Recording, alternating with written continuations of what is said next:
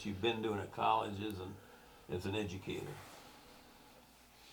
I'm I'm a director of mental health program on Lower Bro. I went to Dakota Wesleyan University in Mitchell as my undergrad, and I got 2 master's degrees, and In what? one in counseling administration, and second one in management. Wow. So, and what you started, you were, when you were raised up, you were raised in very much in the traditional Yeah, Lakota way. we only spoke Lakota in our home. Talk a little bit about that, what it was like. It was very loving and nurturing.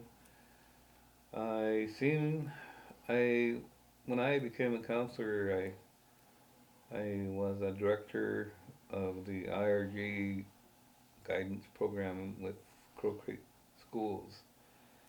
And IRG stands for Intensive Residential Guidance Program that was started a while back when the schools that had dormitories. Right. And the only way to get into the program was to be referred by the tribal court, or you had to have a psychological evaluation or some mental something, or referred by the superintendent, I mean the court. So when was that at Crow Creek? I was up at Stefan then, obviously, probably, right? That's the same place. Yeah, but Yeah, that was back in the 80s, in the early 80s. 80s, yeah. And I took a group of kids to, I took like 9 kids to, about that time, Dr. Martin Brokenleg and other psychologists came up with this book called Broken Cord. And he talked about the imprint stage being 0 to 4 or 5 years old for Native American children. And a lot of light bulbs came on in my brain because um, the children I was working with did not have the upbringing like I had.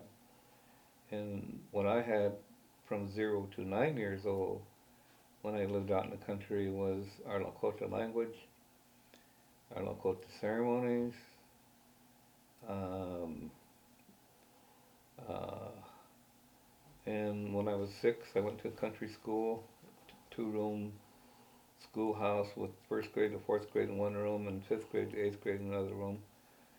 And I I always tell when I first met um, my non-Indian friend, who was a bright redhead boy with bright blue eyes and red freckles all over his face. And I went up to him and I touched his face and touched his hair, his bright red hair. I never seen a human being like that. Wow, And interesting. he did the same thing to me. So I think he probably first time he seen a Lakota person. Wow. And But was that at Pine Ridge or where? on a Pine Ridge Reservation. So you had a country school. You didn't go to boarding school then. In my first years, yeah, Wait, okay. my first year in school. I went to boarding school when I was 7th grade to 12th grade And where was that? at a church school, Episcopal Boys Home, Oh, at St. on the Joseph. Rosebud. Oh, Rosebud. Yeah, it was just a dormitory place.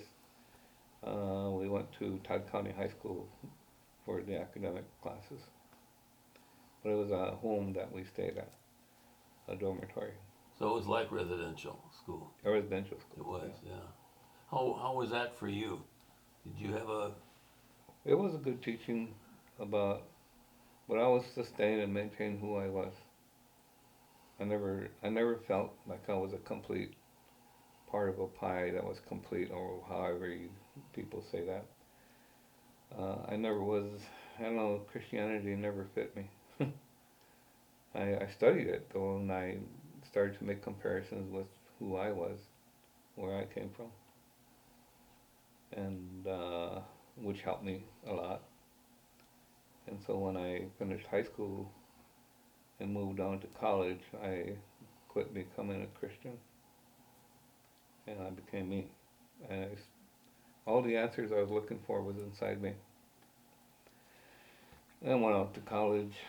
I knew I had to understand, and basically that whole time through college was like we have Indian studies today in colleges, like a minor and a major, and so it was my own. I had my own teachings of my minor and major in European studies, so to speak. Mm. That's when I was trying to be an American history teacher, and the more I read about American history, about the United States government, the more upset and angry I became. And I just quit having that as my major or minor. So that was all because you just had European writers and teachers and Just, books that was done from a European yep, point of view. European perspective, because I didn't think our people were like that. Our people were loving and nurturing, and were never violent.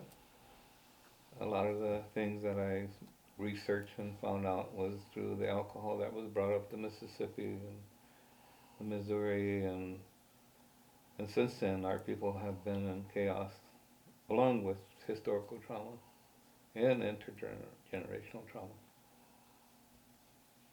You need a sip of coffee? Hmm? Are you okay? Want a sip? Uh,